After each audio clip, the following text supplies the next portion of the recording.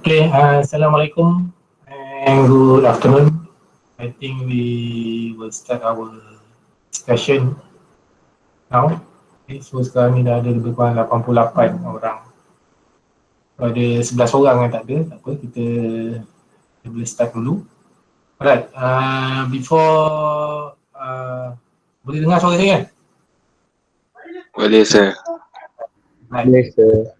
Okay, before we start with the discussion, with maybe some questions you want to ask about lecture 6, I summarize what has been explained on videos that you watched yesterday regarding lecture 6 on the topic of supply management policies. Okay, so as I mentioned many times before, okay, in order to manage the economy, it is important for us to balance between demand and supply. Okay, last week we have learned on how to manage the economy, how to solve the economic problems using demand management. Okay, you can see by using a fiscal policy or monetary policy, we need to manipulate the level of the demand. It's either sometimes we need to increase the demand, sometimes we need to decrease the demand. Okay, so bila recession kita kena naikkan demand. So kita boleh gunakan fiscal ataupun monetary. So adalah instrumen dia.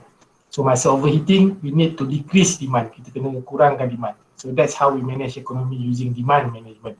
But for supply management is contradictory, berlainan.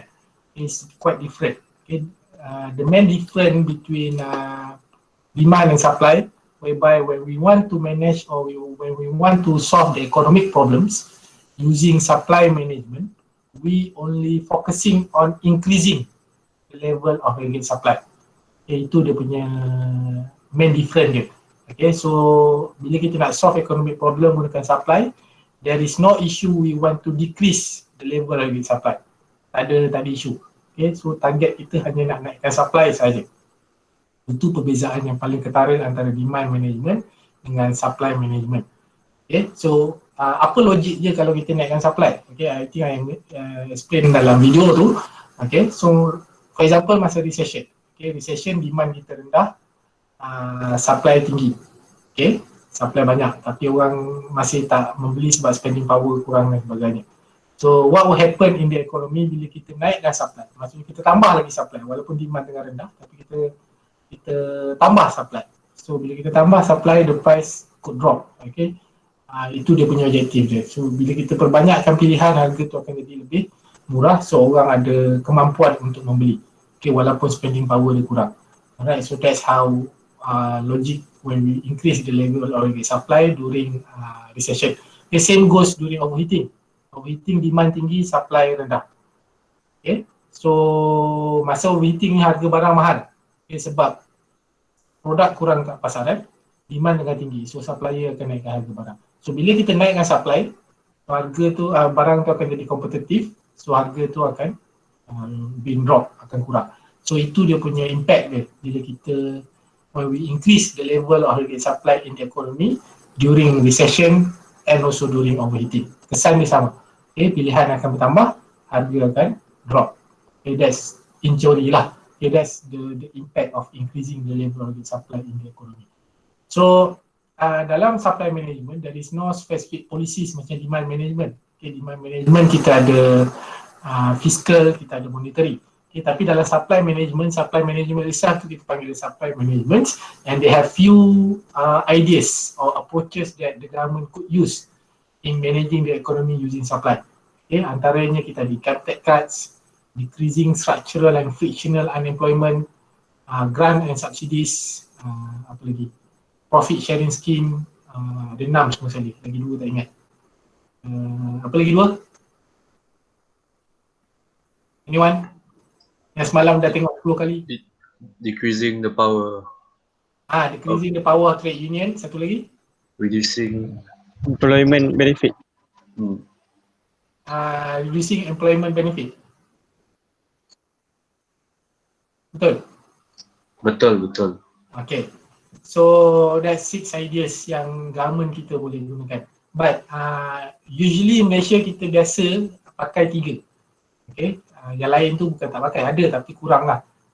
Yang biasa kita pakai income tax cut, okay, kita kurangkan income tax, decreasing structural and frictional unemployment dengan grants and subsidies. Okay, ini 3 yang biasa government kita pakai. Okay, yang lain tu ada tapi tak, kurang lah penggunaan dia. Okay, income tax cut memang selalu pakai. Even macam sekarang ni banyak government kita gunakan this instrument, okay, untuk naikkan supply. Okay, so income tax cut, dikurangkan income tax. Income tax ni can be individu punya income tax, can be company punya income tax yang nama kita boleh kurangkan. So bila income tax kurang, secara tak langsung kita punya spending power kan meningkat. So workers also will be motivated to work hard, to work harder. Okay, so biasa usually this the idea of increasing the level of supply in the economy ni, dia punya main objective ni adalah nak motivate workforce. Okay, supply ni dia punya instrumen dia adalah workforce. Dia punya agenda dia adalah workforce, tenaga kerja. Okay, so kita ni sebagai human being, macam mana kita nak supply dalam ekonomi dengan kita punya contribute, kita punya skill.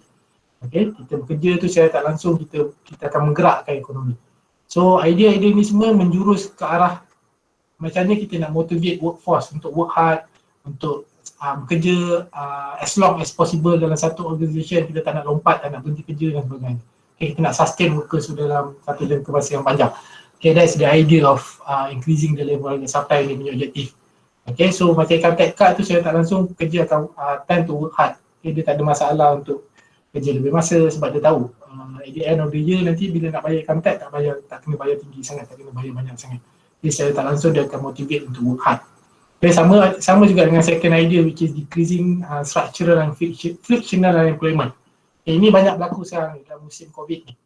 Okay, structural unemployment ni orang yang diberhentikan kerja tapi dia tak ada skill untuk bekerja dalam bidang lain. Okay, contoh you dah bekerja dalam construction industry dah berpuluh tahun. Okay, suddenly construction industry collapse, you kena buang kerja. You nak masuk ke company lain pun duduk buang kerja. Okay, so you tak ada skill untuk bekerja dalam bidang lain. Itu dipanggil structural unemployment. Okay, so government kita sebenarnya dah sediakan banyak platform sekarang ni untuk train balik this kind of group, orang-orang yang macam ni. Okay, disediakan training program. Okay, kalau you tengok dalam nota tu ada satu contoh masa tahun 2009 tu, government kita ada buat some training programs untuk orang yang tergolong dalam structural unemployment. Okay, dia tak ada skill untuk bekerja dalam bidang lain. Okay, so government kena main peranan, dia boleh train, sediakan training program. So kita akan attend dan kita ada extra kita ada new knowledge yang kita boleh contribute back to the economy. Okay, so biasanya training program yang government kita kena sediakan adalah tengok pada kekosongan ekonomi. Okay, kalau you tengok dalam contoh dalam newspaper cutting dalam nota tu, dia macam dia buat training program untuk tourist guide, menjahit dan sebagainya, that kind of thing. Okay, dia kena buat training program yang ada yang menjadi keperluan dalam ekonomi kita. Okay, so tak naklah buat training program yang at the end of the day tak ada kerja. Okay, maksudnya tak ada keperluan dalam industri, tak ada keperluan dalam ekonomi. Okay, so dia kena tengok kat mana kekosongan industri kita. So kita kena, they have to provide that kind of training. Okay, itu dipanggil structural unemployment. Okay, frictional unemployment ni orang yang melompat kerja, okay, berpindah kerja. Okay, so tak ada masalah you want to change your job, tak ada masalah. Masalah dia bila you nak bertukar kerja ni, you tak ada continuation. Okay, maksudnya you berhenti, you relax dulu 3-4 bulan, lepas tu baru you kerja baru. Okay, tempoh you rehat tu 3-4 bulan tu secara tak langsung akan impact pada ekonomi. Okay, kuranglah tenaga kerja. Tu kalau seorang, kalau 10 orang buat macam tu, secara tak langsung akan impact pada ekonomi. Okay, so kita tak nak, kita nak ada continuation. So dekat situ companies kena main peranan macam ni dia nak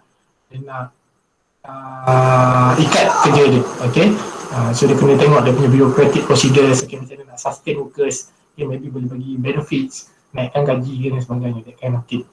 Right, and the last ideas that has been widely used by our government is grants and subsidies lah. Okay, ni banyak lah, government kita ni memang terkenal dengan subsidies. Okay, so bagi banyak bentuk subsidies dalam bentuk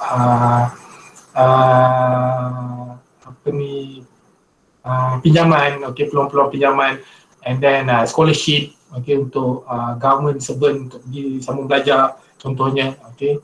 Ada juga private company, especially big company also dah banyak buat juga, dia hantar staff dia sambung belajar, dia bagi scholarship, bayar yuran dan sebagainya. That kind of thing, you can sustain your workers as long as possible lah. Okay, yang tiga lagi tu jaranglah dipakai kat Malaysia ni. Okay, ada pakai tapi kurang lah. Ada macam contoh macam decreasing the power of trade union. Okay, trade union ni adalah kesatuan pekerja. Okay, contoh macam kat Malaysia ni kita ada QPEX. Okay, QPEX ni yang menjaga kebajikan penjawat awam kat Malaysia. Okay, setiap bidang kerja ni dia ada dia punya kesatuan kerja dia. Okay, persatuan kerja pemandu teksi, persatuan kerja bank, okay, guru-guru punya persatuan kerja. Okay, macam UiTM sendiri kita ada, we have our own trade union. Okay, dia akan jaga kebajikan kita dan sebagainya. Okay, so contoh macam QPEX kat Malaysia ni, okay, dia minta government naikkan gaji, minta government bagi bonus dan sebagainya. So government tak follow 100%. Okay, sebab kita punya trade union ni it's not that powerful lagi. Tak power sangat sebenarnya. Ada tapi dia tak powerful. Okay, sebab apa? Kalau trade union ni terlalu power, okay, dia boleh melumpuhkan ekonomi sesebuah negara. It happened in I think US few years ago. Berapa tahun lepas. Okay, tak silap saya bank dia kot. Kesatuan bank kat US ni dia punya leader cakap, okay, so kita tutup bank. Okay, so collapse ekonomi US masa tu. Okay, I think about 2 weeks kot. Dia orang mogok. Okay, so kalau trade union kita ni too powerful, is very dangerous to economy. Okay, dia boleh menyebabkan ekonomi kita collapse. Okay, so kita tak nak power trade union ni too powerful. Okay, so kat Malaysia ni kita punya trade union ada tapi tak berapa power. Okay, so kalau kita nak kurangkan power dia orang yang tak berapa power tu, apa tinggal nanti. Alright, so itu contoh dia lah penggunaan dia yang kurang kat Malaysia ni. Okay, macam profit sharing scheme tu ada lah little bit macam bonus. Okay, company untung dia bagi bonus dan sebagainya. Tapi kalau company rugi dia potong gaji, itu jarang berlaku lah. Tapi dalam keadaan semasa sekarang ni, it happen a lot. Okay, banyak company yang ambil cara potong gaji untuk sustain dia punya business, untuk sustain workers dan sebagainya. Okay, so that's how we can increase the level of the supply in the economy lah in general. Okay, so any question? Ada soalan? Boleh bezakan antara demand dengan supply? Okay, nampak perbezaan yang ketara kan?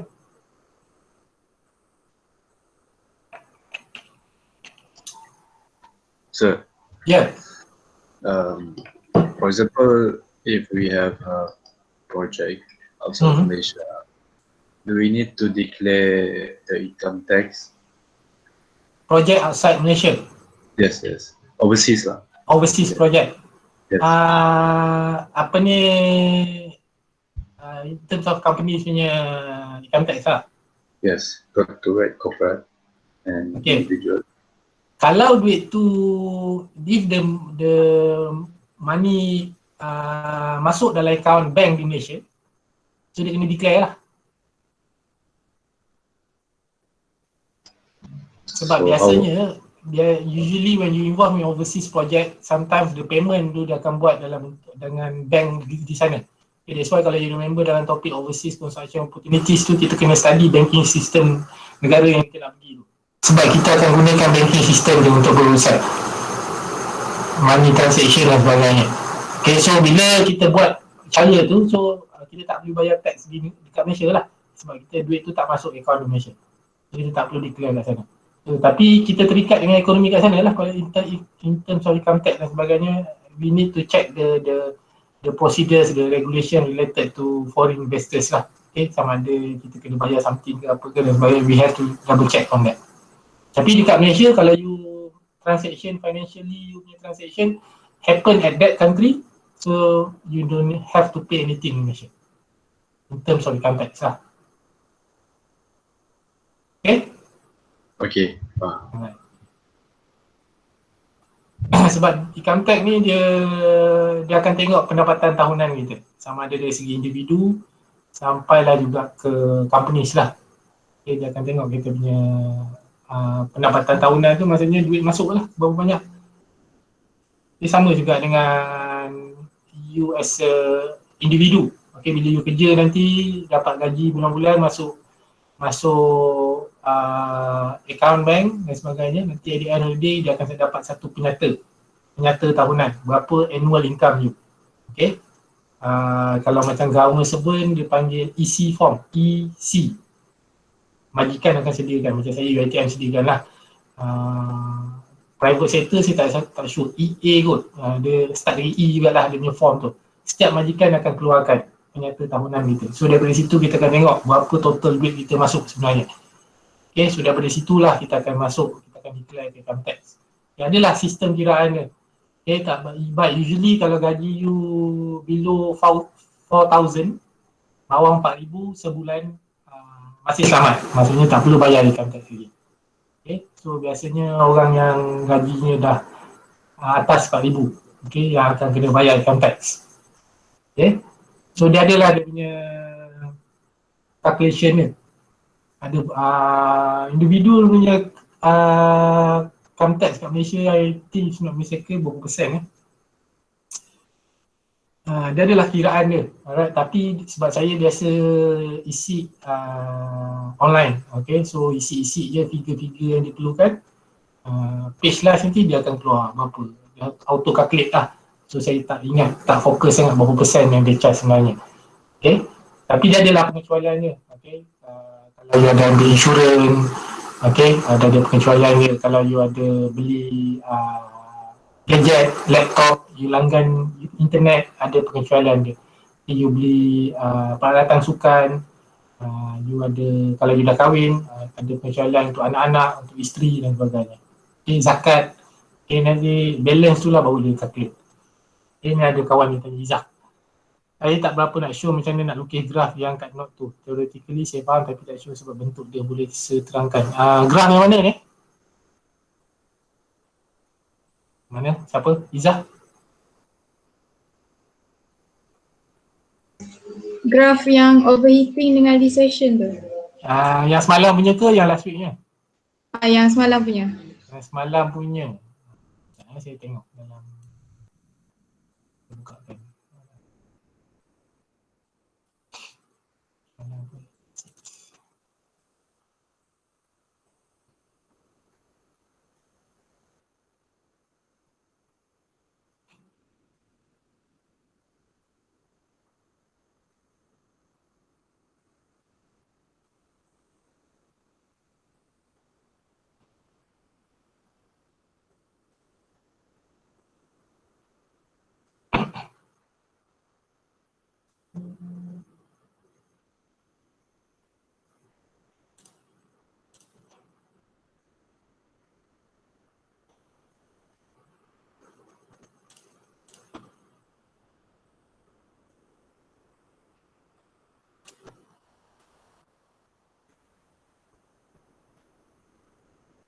Graf ni ke?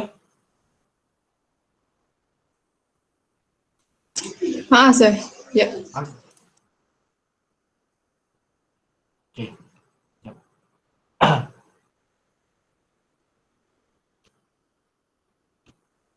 Alright.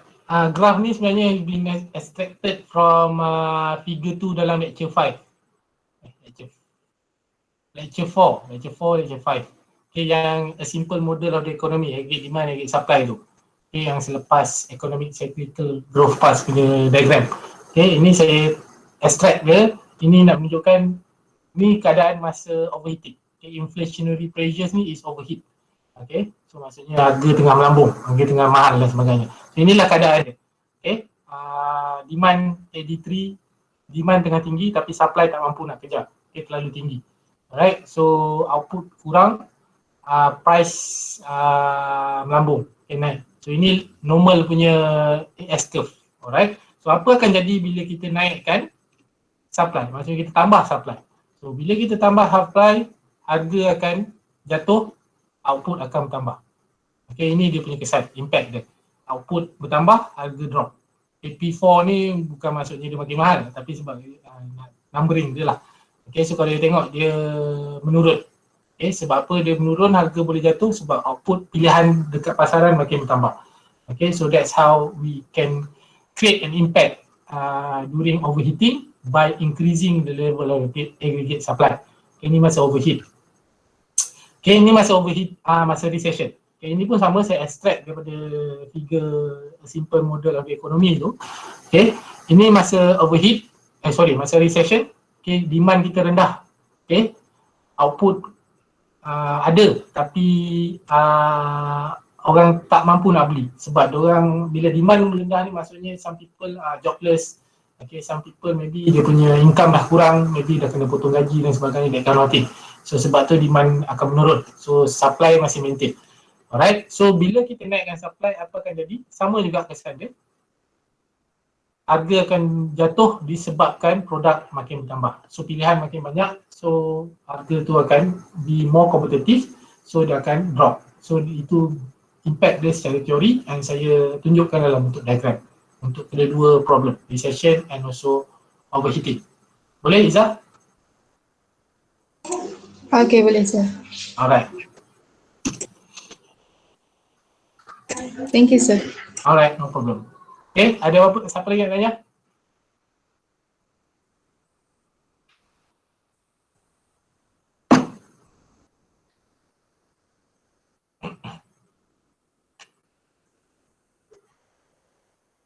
Minggu ni tak sangat macam minggu lepas je.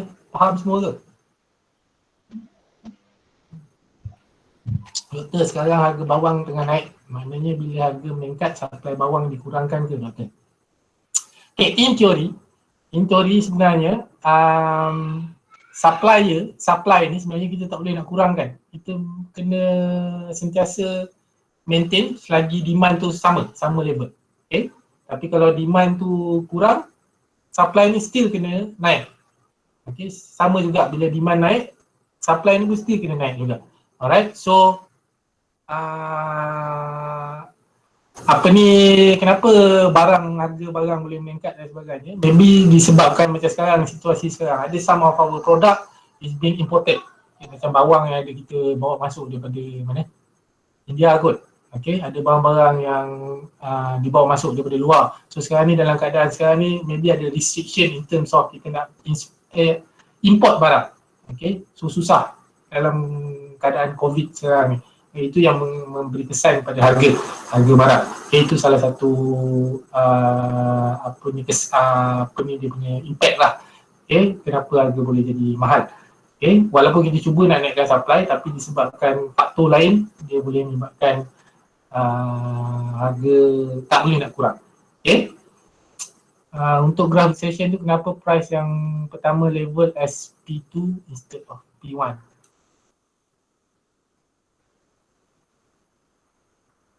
Oh, ini just example je. Okay, nak tunjukkan dekat you all. Siapa nama tadi? Hazim. Itu just example je. Okay. Boleh letak P0 pun tak apa, P1 pun tak apa. Okay, just nak tunjukkan contoh je lah sebenarnya. Tak ada apa-apa kesan sebenarnya pun. Okay, nak tunjukkan masa recession tu harga barang main peranan, tapi bila kita tak buat apa-apa, harga tu masih mahal bagi setengah orang. Okay, so bila kita introduce solution sama ada gunakan demand atau supply, harga tu akan drop lah. Okay. Baik.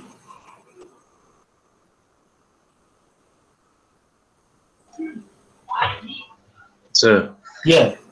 macam mana nak manage income bila income tax constantly yang how to say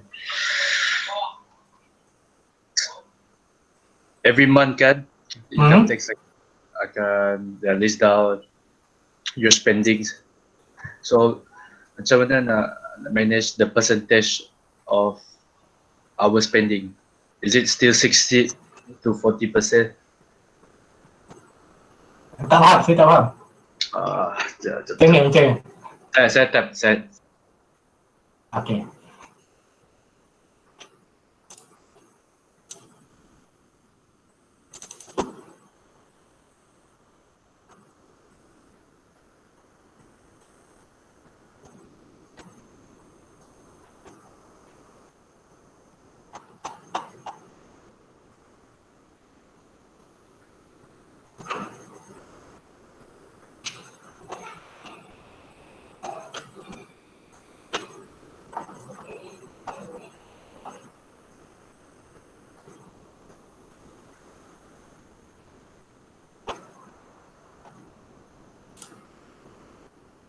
Yang lain, ada apa-apa lagi? Sementara tunggu kawan you menaik soalan tadi.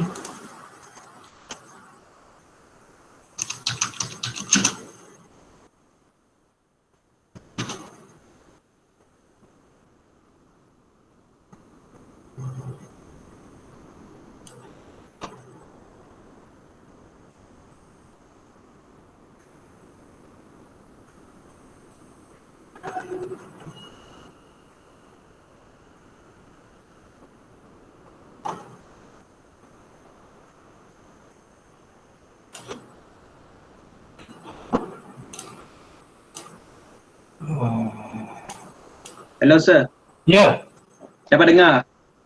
dengar. Income tax tu harga dia maintain ke tidak sir? Kalau tiap tahun tu bayaran dia. Dia bergantung pada annual income you lah.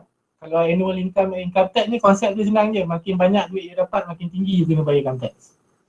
Oh, ingat dia tetap sama setiap tahun tu. Tak sama. Okay, ni saya Oh. tunjukkan share ni daripada LHDN punya website. Ni cara assessment je dia, income tax rate je. Okay. Income you kalau setakat RM5,000 tak kena apa-apa. 5,000 ke 20,000, 1%. Dia ada calculation dia lah. Okay, start rate dia. Exceeding kalau sampai 2 juta kalau income you 30%. Paling tinggi. Okay, income tax. Ni dia punya calculation. Tapi dia tak adalah ambil directnya. Maksudnya kata annual income you 100,000 katakan. Okay, 100,000 kat sini 21%. Okay, maksudnya you kena bayar antara 4,600 ke 6,300. Dia tak adalah dia ambil directly 100,000 ni kali 21%. Sebab dia ada pengecualian dia kat sini. Yang ini baru saya dapat tadi, ada 2 post dalam group. Okay, ni ada pengecualian dia. Okay, apa dia punya contoh.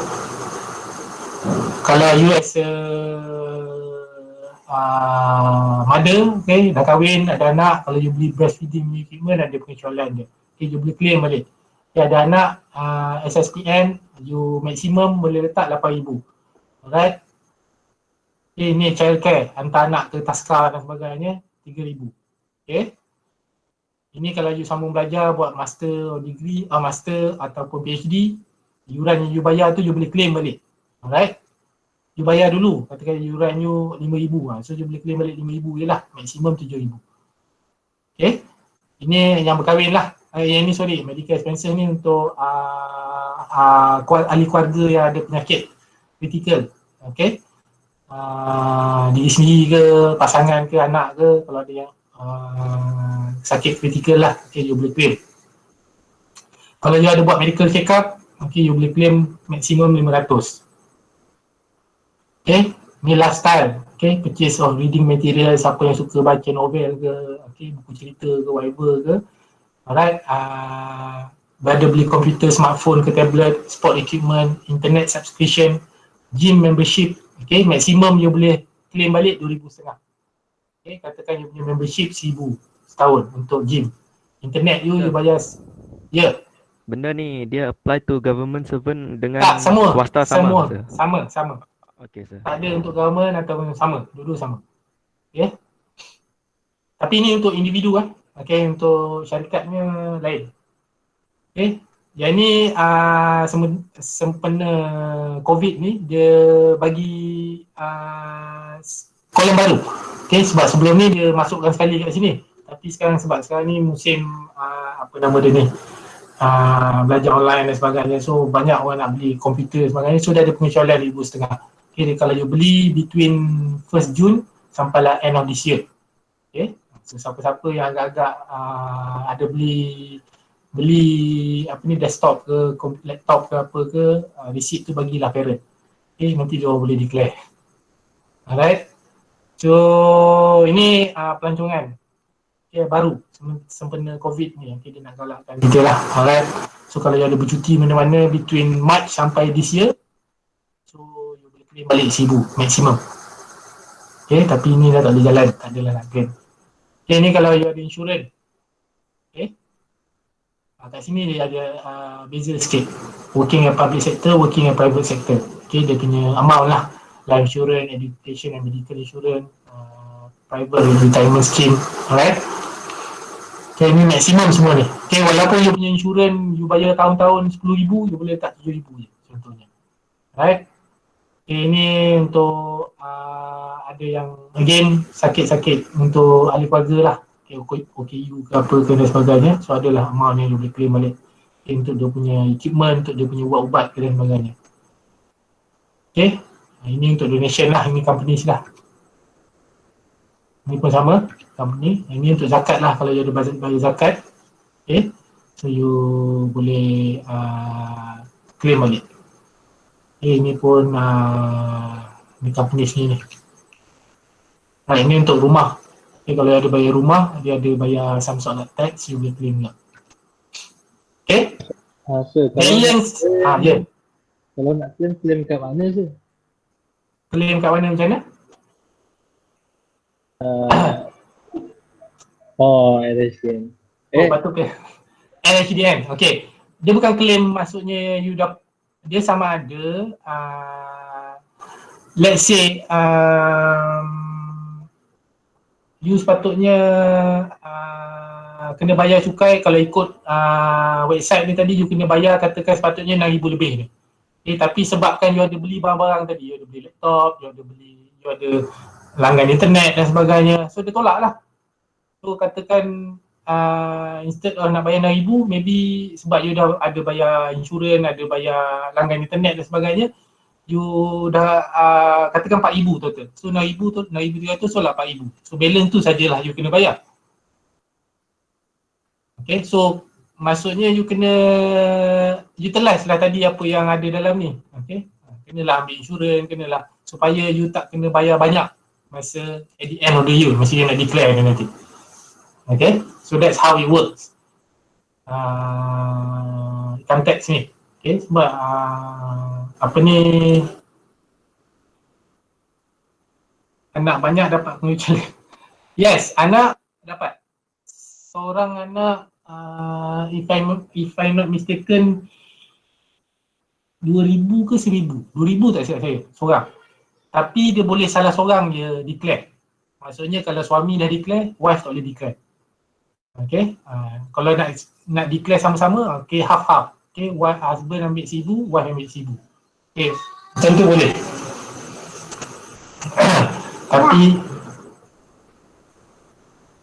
Tapi yes, dia ada impact lah. Okay, maksudnya makin banyak anak, makin banyak lah pengecualian you dapat.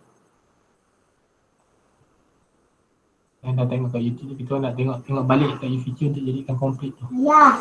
Tak perlulah, okay? As long as you dah tengok, tak apalah. Yang penting tengok. Sekejap ya. Apa. Sekejap, iklan. Cepat. Tunggu makan dah. Ya, ayah tak boleh lagi. Habis tu ke bapa. Tak tahu lagi, sekejap lagi. Bye. Ini tutup.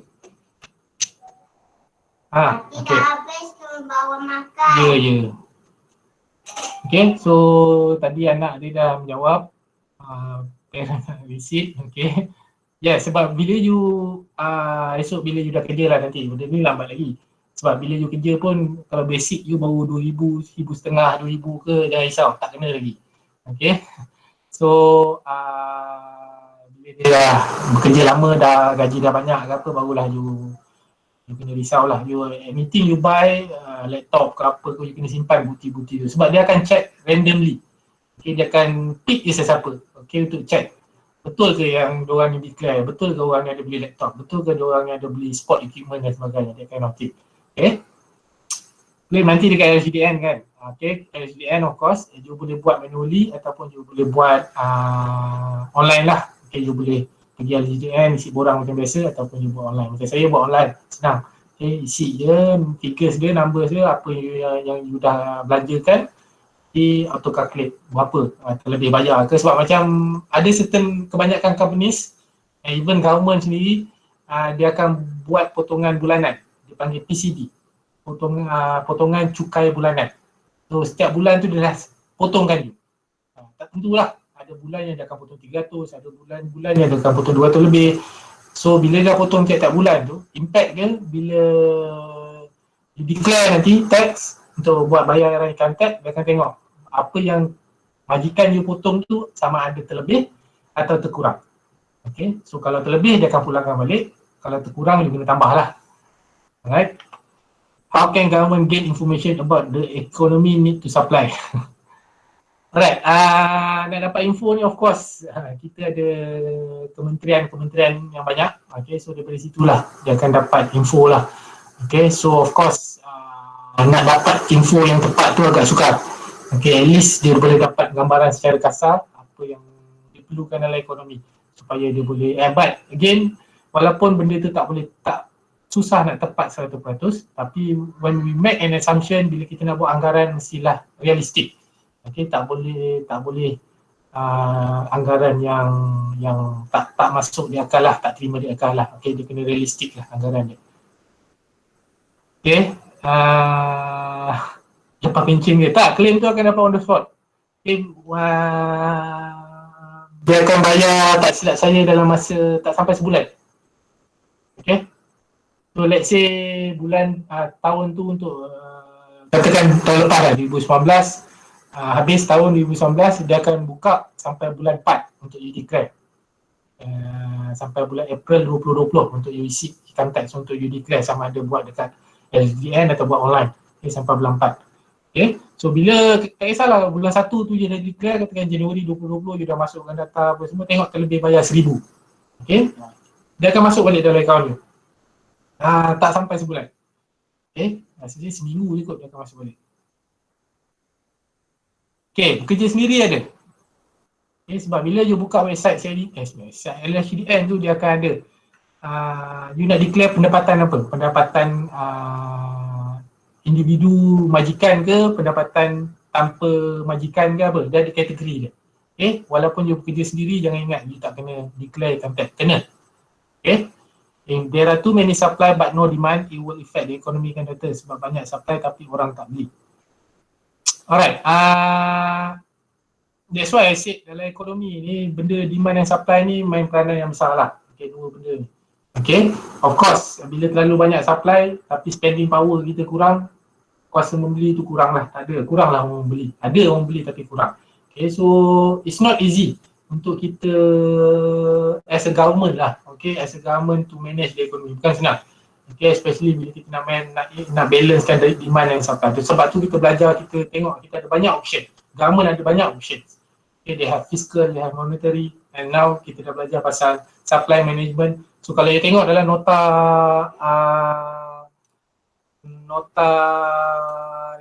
so last part tu tutorial 4 ni saya tak potong ini tak payah buat Okay, yang ni tak payah buat kita ada direct policy. Okay, ini direct policy ni dia lebih pada legislation, undang-undang. Okay, macam penentuan harga minyak weekly basis yang government kita buat. Okay, setiap seminggu, setiap Jumaat dia akan announce harga minyak berapa. Alright, itu direct policy. Okay, harga shilling. Okay, ada barang-barang kat Malaysia ni yang ada harga shilling.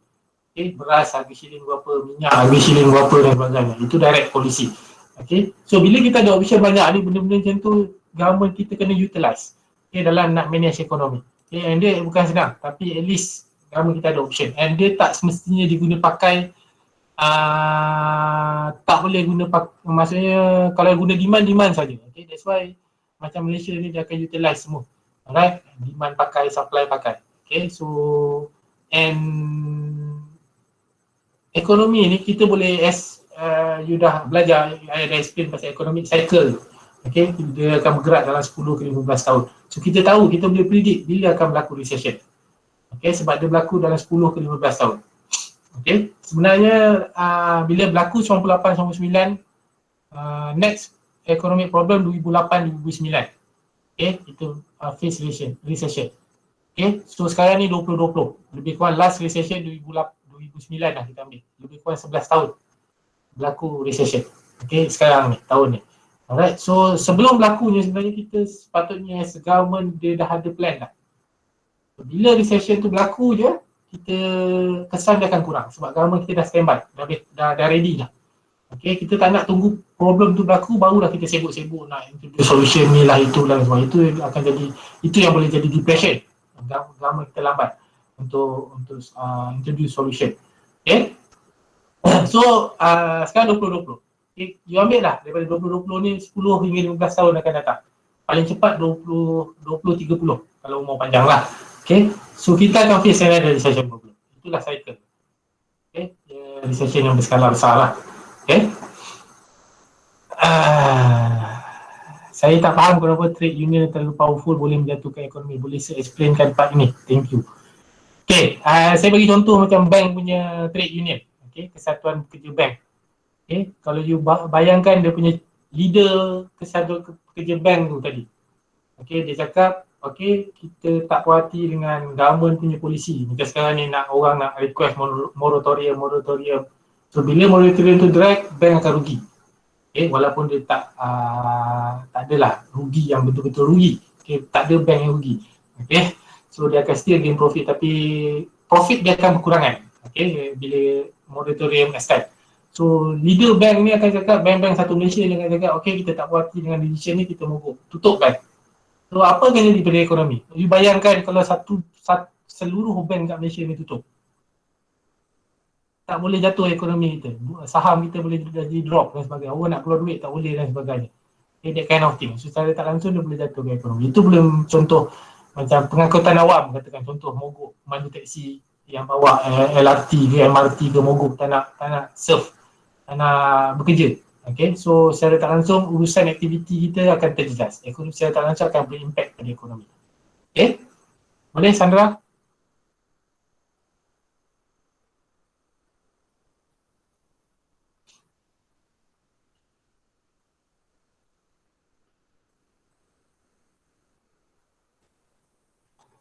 Tapi parents saya ini simpan banyak-banyak pun banyak juga dia reject. Last kena bayar juga beratus tax. Even dah exceed kadar limit. Okay, soalan ni saya tak mampu nak jawab. Ni LHDN orang suka je lah. Maybe ada yang I'm not sure, maybe ada certain things yang maybe tak boleh nak claim. Okay, maybe tak tak valid untuk di-claim. Okay, kemungkinan lah, okay, yang menyebabkan LHDN reject. So you kena bayar lah. Okay, itu antara possibility yang boleh berlaku lah. Okay, maybe tak valid untuk di-claim. Okay, itu antara reason yang saya boleh fikirkan lah. Okay, selain daripada itu hanya pihak LHDN je lah yang boleh jawab. Okay, kenapa dia tak approve your father punya, parent punya application. Okay, ini antara insan yang bertuah ni, Azan Fikri ni. Ini LHDN randomly pick. Okay, saya so far Alhamdulillah masih belum kena. Okay, so harap-harap tak kena lah. Okay, so dia akan randomly pick sebab ada berjuta orang yang akan declare contact, takkan nak check seorang kan. So dia akan randomly pick sesiapa saja yang dia nak check. So that's why kena simpan receipt carefully lah.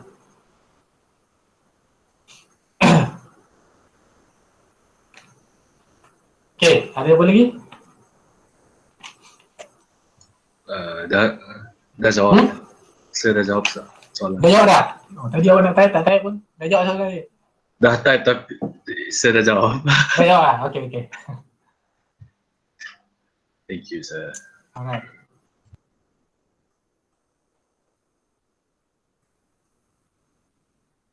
Lain, siapa yang tengok 10 kali semalam? Apa nama WhatsApp dia? Dan Denny. Ada nama Denny.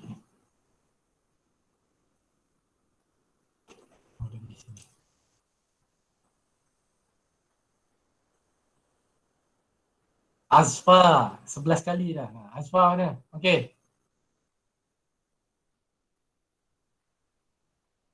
Azfar Daniel lah.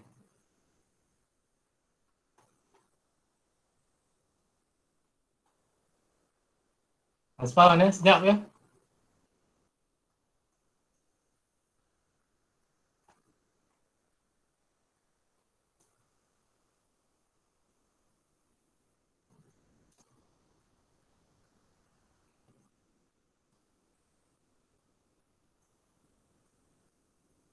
Okay, yang lain? Ada apa-apa lagi?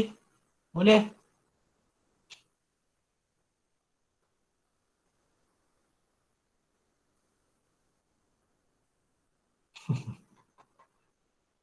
Tengok banyak kali apa masalah dia. Tengok banyak kali lagi senang ingat.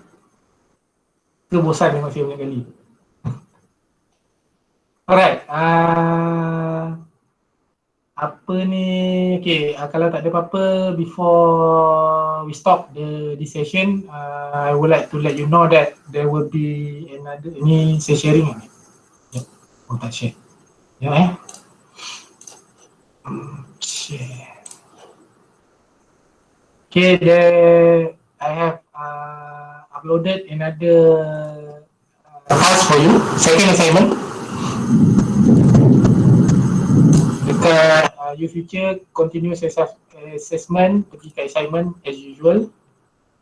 Okay, ada assignment 2. Okay, dah buka dah. Start pukul 2 tadi. Okay, and dia akan tutup next week, Thursday, 4 PM. Pukul 4 akan tutup. So, submit sebelum pukul 4 next week, hari Khamis. Okay, assignment 2 apa soalan dia?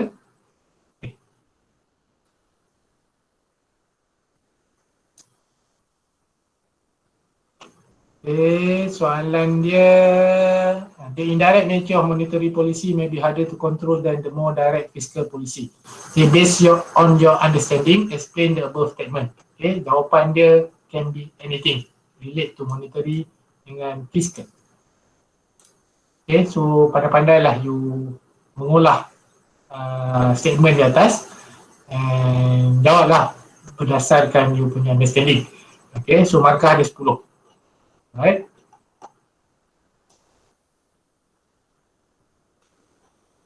Okay, sir. Okay. Alright. So untuk teori punya part kita dah habis. Okay. Which cover paper 1 lah. Alright. So kita dah done untuk paper 1. Okay. So as I mentioned masa first class dulu, introduction class, I have told you that this subject will be divided into 2 paper 1 and paper 2. So as planned, paper 1 should be conducted I think week 7 sepatutnya. Okay, tapi sebab saya kena go through certain process dulu dengan peringkat fakulti untuk approvekan soalan you dan sebagainya, kena check dulu soalan okey ke tak dan sebagainya. So kemungkinan besar ada paper 1 akan being conducted maybe week 8 or 9 lah. Saya akan inform nanti benda tu. I will let you know on that. Okay, I will let you know at least 1 week before. Okay, so next week will be our week 7. Okay, so starting from next week we are going to focus on calculation. Okay, so calculation. So starting from next week kita akan kembali ke Google Meet. Okay, on Wednesday and Thursday. Untuk 2 hari kita akan guna Google Meet. Okay, so tak ada lagi pre-recorded video ni lah. So saya try dulu guna Google Meet next week untuk tengok ajar calculation. Alright, so on Wednesday I will give a lecture on the first topic, time value of money, ikut topik dia tadi saya. And then the following day on Thursday kita akan buat exercise bersama-sama through Google Meet lah. Saya akan guide you on few questions. Okay, so as usual the link will be shared in YouFuture, nanti boleh download, and kamu saya akan upload dalam YouFuture juga by before Wednesday next week. Okay, so kalau tak ada apa-apa, that's all for today. So thank you for your time and commitment, and take care, stay safe. See you next week. Alright, thank you. Assalamualaikum. And Thank you, sir. alright. Thank you, sir. Thank you, sir. Okay. Thank you, sir. Thank you, sir. Yeah. Thank you, sir. Thank you, sir. Alright. Thank you, sir. Okay. Sir.